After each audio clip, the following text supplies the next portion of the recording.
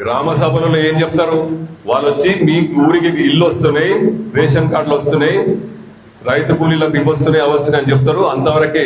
కానీ మీరు గట్టిగా ఉండి ఏదైతే లిస్టు వాళ్ళ నుంచి వచ్చిందో అది అనౌన్స్ చేయించకండి.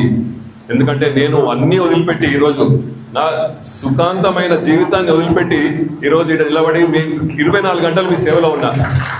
హైదరాబాద్ లో ఉన్నా కూడా పొద్దున్న లేస్తే రాత్రి వరకు సెక్రటరేట్లే ఉంటా. ఏదైనా మన నియోజకవర్గానికి ఏమన్నా ఒకటి వస్తుందా అని ఓ కొత్త బస్ స్టాండ్ ట్రై చేస్తున్నాము, ఒక కొత్త కల్చరల్ బిల్డింగ్ ట్రై చేస్తున్నాం. నిన్ననే మా మిత్రుడు సుల్తాన్ ఉన్నాడు కళాకారుల, ఏ మీటింగ్ అయినా కాంగ్రెస్ పార్టీ మీటింగ్ అయినా తప్ప సుల్తాన్, ఎందుకంటే అది నాకు అదృష్టం.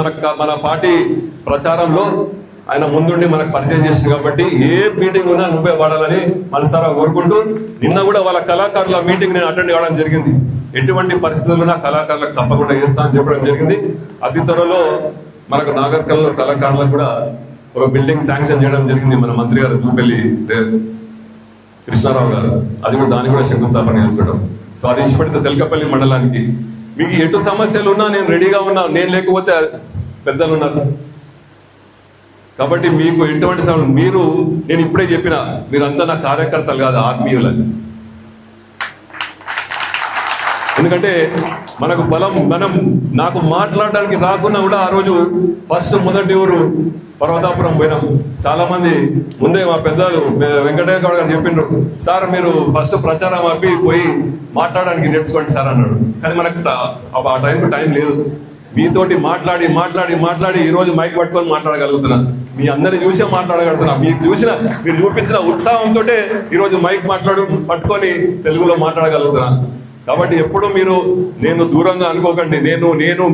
మీరెంత నాకెంత దగ్గర ఉన్నా నేను మీకు అంత దగ్గరనే ఉన్నా. మీకు ఎటువంటి సమస్యలు నాకు తీర్చడానికి ఉన్నా.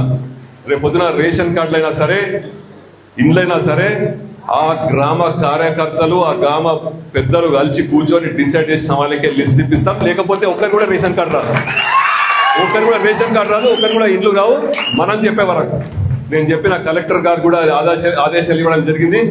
మన మంత్రి ఇన్ఛార్జ్ మంత్రి దామోదర్ రాజనరసింహ గారు చెప్పిండ్రు, ఎమ్మెల్యే దగ్గర పోతుంది లిస్టు, ఎమ్మెల్యే వాళ్ళ టిక్కు పెట్టిన తర్వాతనే ఆ ఒక లిస్టు రిలీజ్ అవుతుందని చెప్పడం జరిగింది.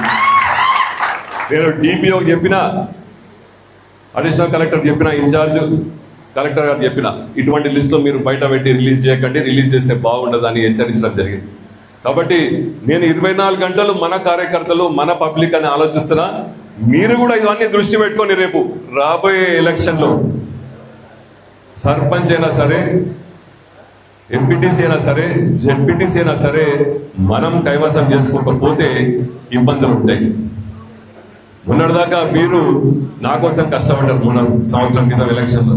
ఇప్పుడు మీకోసం మీరు కష్టపడాలి, దాంట్లో నేను పాటుపడాలి, తోడ్పడాలని మొదటిసారి కోరుకుంటూ, తప్పకుండా గ్రామం ఆ రోజు మనం ఎట్లా తిరిగినామో లోకల్ బాడీ ఎలక్షన్లో కూడా అలాగే జరుగుతాం. రేవంత్ రెడ్డి గారు ఏం చెప్పిండ్రు, మా నాయకులకు సూచించారు, వాళ్ళు కార్యకర్తలు ఎట్లా కష్టపడ్డారో రేపు వాళ్ళ కోసం ప్రతి ఒక్క నాయకుడు కష్టపడాలని చెప్పడం జరిగింది.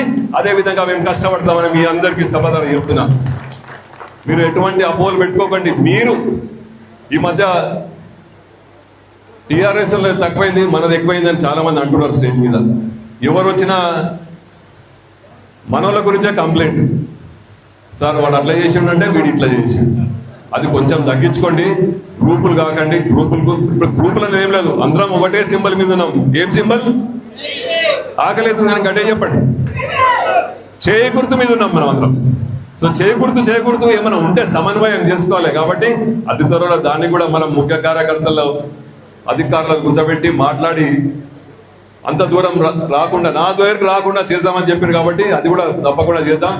నేను ఇక్కడున్నా, హైదరాబాద్ ఉన్నా, ఎక్కడున్నా కూడా మన నియోజకవర్గం గురించి ఆలోచిస్తున్నాం. కాబట్టి మీరందరూ కూడా రేపు రాబోయే ఎలక్షన్లో